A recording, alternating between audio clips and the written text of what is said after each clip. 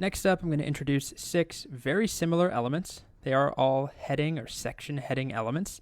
They are the H1, H2, H3, H4, H5, and H6 elements. So they all indicate headings. If we go to this Wikipedia article, we have a bunch of examples actually of these H elements.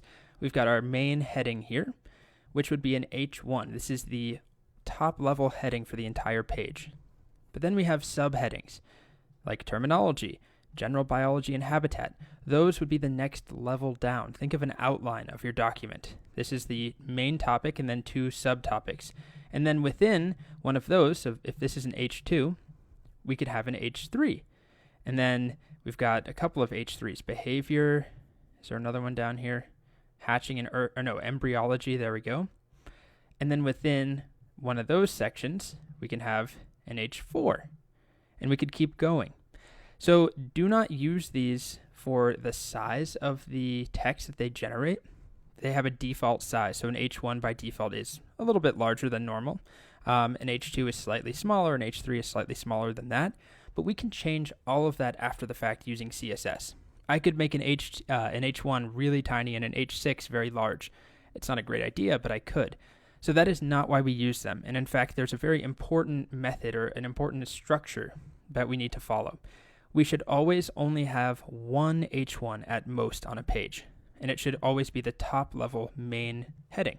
So let's do that. I've got chicken right here. Whatever you want the heading of your page to be, we'll wrap it in an H1. So we've got the opening and the closing.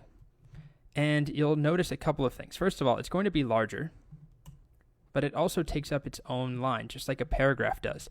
It's a heading. It stands on its own. So if I have some other text after it, save and refresh, it's pushed onto its own line. Okay, so it is made larger, but again, that's not really the point. We can change the font, we can change the size, the color, all of that later on. So we should have one H1 at most. You should not have 2 topics that are the top level thing of your page, the top section heading. You just have one. And then we could have subtopics or subheadings. So for example, let's just copy this, terminology and general biology and habitat. So I'm just going to make a couple of H2s here. We've got our little intro here, and then I'll do an H2, and I'm going to use the shortcut H2 tab. And then I'll paste in terminology, and then H2 tab again, and this time I was going to do general biology and habitat. Sure. Let's take a look. Okay, so they're smaller. And why don't I add maybe a paragraph of text inside of that? I'm not going to copy all of this. I'm going to use just some dummy text. Inside of VS Code, there's a shortcut called lorem, where I can type lorem and hit tab, and it just makes me some lorem ipsum placeholder text. So if I refresh, there we go. I've got a paragraph. Let's maybe make it a little larger. I'll do it again, lorem.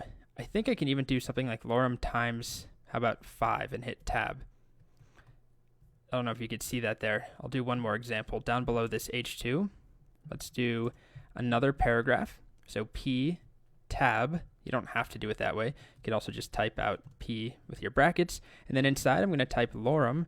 But this time, I'm going to multiply it by, how about 3? And then I'll hit tab. And this will make me 3 times lorem ipsum placeholder text. So just placeholder. Nothing important. Now it's trying to translate from Latin. No thank you, Chrome. And now I've got a couple of sections of content, if you will. And let's put an H3 in there. So under general biology and habitat, I'll do behavior. So that will be an H3. Just like that. And then I could have different sections for behavior. So social behavior. And that could be an H4. And these are all meaningful, right? If something is an H4, that indicates that it's a level below an H3. If something is an H1, it's the top thing on the page. It's the main subject or the main heading. If something is an H2, it's a subsection. So keep that in mind. You should never have an H3 without an H2 and an H1. You should never have an H6 without an H5 and a 4 and a 3 and a 2 and a 1. They mean something. So the sizes you can control and change independently, but that number has some meaning associated with it. So if I wanted to have another heading below behavior, we've got behavior, social behavior, and then broodiness. Oh, I've been dealing with some broodiness in my hands for the first time. Let me tell you, it's not very fun. It's when they insist upon raising one of their eggs and laying on it and not laying new eggs, and they get very angry when their egg doesn't hatch and they won't move and eat. It's a little, honestly, it's kind of messed up that we've bred chickens to just not raise their young and just keep laying eggs. But anyway, getting off topic here. So those should both be H4s if they are on the same level, if that makes sense. They'd be like 2 bullet points next to each other if this was an outline of the page. So we also have an H5. I am H5. I'll just cheat here and just type that. And an H6. I am H6. And you'll see that, yeah, they are smaller, but again, not the point.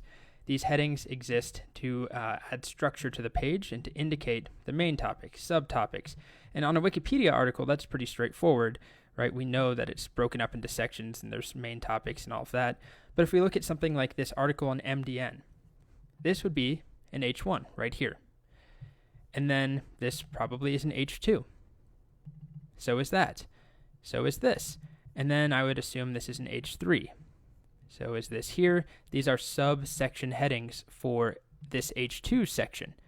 And that is part of the larger main topic of the page, which we would indicate with an H1. So those headings are important. We use them all the time. Don't use them for size, remember that. And make sure that you are using them correctly. So one H1 at most on a page.